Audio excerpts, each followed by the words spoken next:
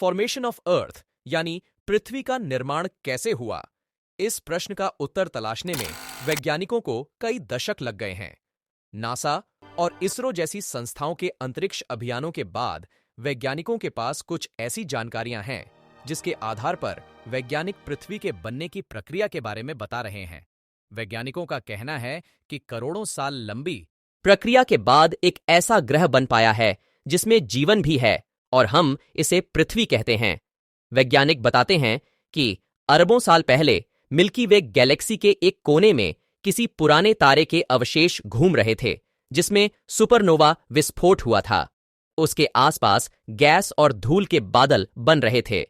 वैज्ञानिकों की मान्यता है कि इसी दौरान उसके पास किसी दूसरे तारे में भी सुपरनोवा विस्फोट हुआ और उसके कारण पृथ्वी के गैस और धूल के कणों वाले बादलों का घनत्व बढ़ गया। गुरुत्वाकर्षण के कारण यह धूल के कणों को अपनी ओर आकर्षित करने लगा और इसका आकार बढ़ने लगा। यह अपनी धुरी पर तो पहले से ही घूम रहा था, परंतु आकार बढ़ जाने के बाद सूर्य के चक्कर लगाने लगा। एक अनुमान है कि इस प्रक्रिया में 10 से 20 मिलियन वर्ष का समय लगा। अब तक इसमें जीवन नहीं था, परंतु लगभग 464 बिलियन वर्ष पूर्व किसी विशाल पिंड के साथ पृथ्वी की टक्कर हुई और इसके कारण पृथ्वी से टूटकर चंद्रमा की उत्पत्ति हुई। इसी के कारण पृथ्वी अपने अक्ष पर 30.5 डिग्री झुक गई। चंद्रमा के अलग होने और पृथ्वी के रुक जाने के कारण जीवन प्रारंभ हो गया। पृथ्वी को नीला ग्रह क्यों कहा जाता है? पृथ्वी को एक नीला ग्रह कहा जाता है क्योंकि सतह का लगभग 86% हिस्सा पानी से ढका होता है, जिससे यह बाहरी स्थान से नीला दिखाई देता है। पृथ्वी एकमात्र ऐसा ग्रह है जिसे ज्ञात किया गया है कि उसमें पानी का अस्तित्व है। इसका अर्थ यह हुआ कि हमारे सौरमंडल में कहीं और भी पानी हो सकता है। पृथ्वी सूर्य से लगभग 15 करोड़ किलोमीटर दूर स्थित है। दूरी के आधार पर यह सूर्य से तीसरा ग्रह है।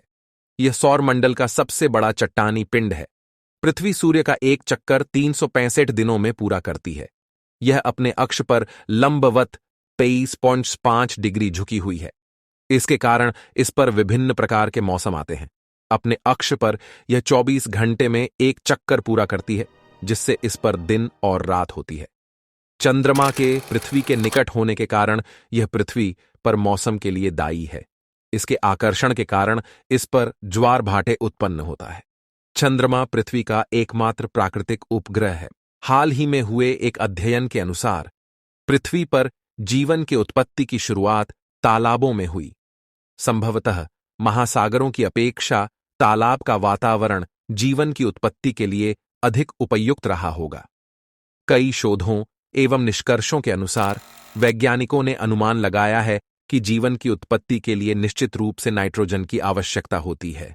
विभिन्न तरीकों से नाइट्रोजन वायुमंडल से होते हुए समुद्र, तालाब तथा अन्य जल निकायों में जमा हुआ होगा। पृथ्वी के वायुमंडल में लगभग 78% नाइट्रोजन पाया जाता है।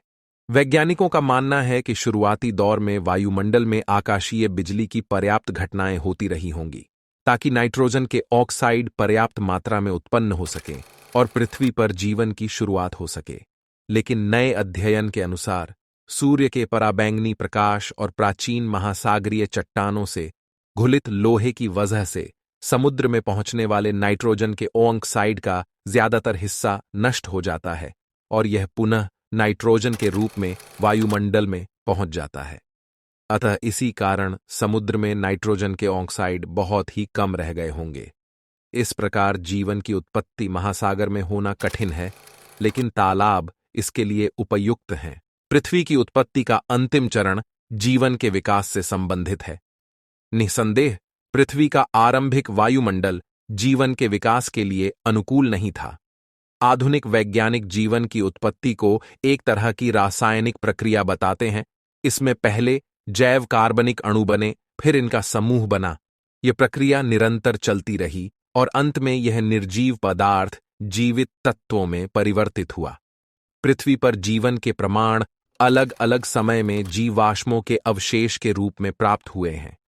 वैज्ञानिकों द्वारा ऐसा माना जाता है कि शायद सबसे पहले शैवाल की उत्पत्ति हुई रही होगी। एक अनुमान के अनुसार कहा जाता है कि धरती की उम्र 450 करोड़ साल है, लेकिन यहां जीवन की शुरुआत कैसे, कितने समय में हुई और कहां से हुई, इसकी भी कई कहानियां हैं। हम अक्सर ये सोचते हैं कि क्या इस विशाल ब्रह्मांड में और कहीं जीवन है?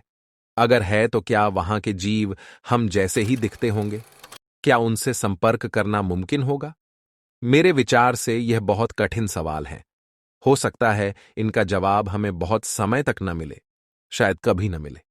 पर यहां मैं हमारी पृथ्वी पर जीवन की शुरुआत कब हुई, इस बारे में बात करना चाहता हूं। धरती की उम्र कुछ 450 करोड़ साल के आसपास अनुमानित है। कहते हैं कि मानवीय मस्तिष्क समय और अंतरिक्ष की विशालता की कल्पना करने में संघर्ष करता है। इन 450 करोड़ साल में जीवन की शुरुआत कब हुई? अगर जीवन की शुरुआत तक पहुंचना आसान था तो पृथ्वी की स्थापना के जल्दी बाद ही जीवन शुरू हुआ होगा। लेकिन अगर जीवन की शुरुआत तक पहुंचने का सफर कठिन रहा होगा तो पृथ्वी पर जीवन शुरू होने में काफी समय लगा होगा। आज हम जानते हैं कि जीवन की शुरुआत लगभग 400 करोड़ साल पहले हुई थी। ये कहां हुई थी, इसको लेकर वैज्ञानिकों के पास अलग धारणाएं हैं, पर उनमें से एक प्रबल धारणा कहती है कि जीवन की शुरुआत समुद्र की सतह पर हुई थी। जब पृथ्वी का तापमान गिरा, जीवन की शुरुआत तभी संभव थी। ऐसा सोचे तो लगता है कि जीवन का उद्भव आसान होता है, और अगर वो धरती पर आसान रहा है तो ब्रह्मांड में और जगह भी आसान रहा होगा। मेरे विचार से ऐसा सोचना ठीक है, पर उसके बाद जो धरती पर हुआ उससे यह सवाल थोड़ा पेचीदा हो जाता है। पहले जीव जो धरती पर आए उन्हें अंग्रेजी में प्रोकैरियोट कहा जाता है। इन जीवों में न्यूक्लियस यानी केंद्रक नहीं होता और हमारी कोशिकाओं के मुकाबले में यह बहुत सरल होते हैं। बैक्टीरिया प्रोकैरियोट किस्म के होते हैं। ये बैक्टीरिया वही हैं जिन्हें मारने के लिए हम एंटीबायोटिक खाते हैं। जब जीवन का आविष्कार धरती पर हुआ तो दो तरह के प्रोकैरियोट सामने आए। एक का नाम बैक्टीरिया है और दूसरे का आर्किया। यह दो किस्म की कोशिकाएं सरल होती हैं और 400 करोड़ साल पहले धरती पर आकर इन्हीं दोनों का धरती पर बोलबाला रहा। ऐसा लगभग 200 करोड़ साल तक चला। इतने लंबे अंतराल के बाद एक आर्किया ने एक बैक्टीरिया को अपने अंदर समा लिया। यह घटना कब और कैसे हुई, इस पर आज भी अनुसंधान जारी है और इस प्रसंग की बारीकियां हम आज नहीं जानते हैं। पर इस एक घटना ने धरती पर जीवन का रुख बदल दिया। आर्किया के अंदर बैक्टीरिया जाने से एक यूकेरियोट कोशिका पैदा हुई। हम अपने आसपास जितनी प्रजातियां देखते हैं, पेड़, पौधे, जानवर, पक्षी और हम स्वयं, सभी उस यूकेरियोट कोशिका की नतीजा है। आर्किया के अंदर जाने वाला बैक्टीरिया क्रमागत उन्नति के एक प्रक्रिया के बाद एक कोशिका का वह केंद्र बन गया जहां कोशिका की ऊर्जा का उत्पादन होता है। ऐसा होना धरती पर जीवन के लिए एक बहुत महत्वपूर्ण कदम था। ऐसा माना जाता है कि इस एक घटना से एक कोशिका जितनी ऊर्जा थी वह बहुत बढ़ गई और उसी कारण से मनुष्यों जैसे जटिल जीवों का धरती पर आना संभव हुआ। पर ऐसा होने में 200 करोड़ साल क्यों लगे? इस सवाल का कोई सरल जवाब नहीं है। क्या अगर ब्रह्मांड में कहीं और जीवन है तो क्या वहां भी ऐसा होने में इतना ही समय लगा होगा, या क्या ऐसा वहां हुआ भी होगा? दरअसल हम नहीं जानते कि धरती पर जीवन की इस अत्यंत महत्वपूर्ण घटना किन परिस्थितियों में हुई।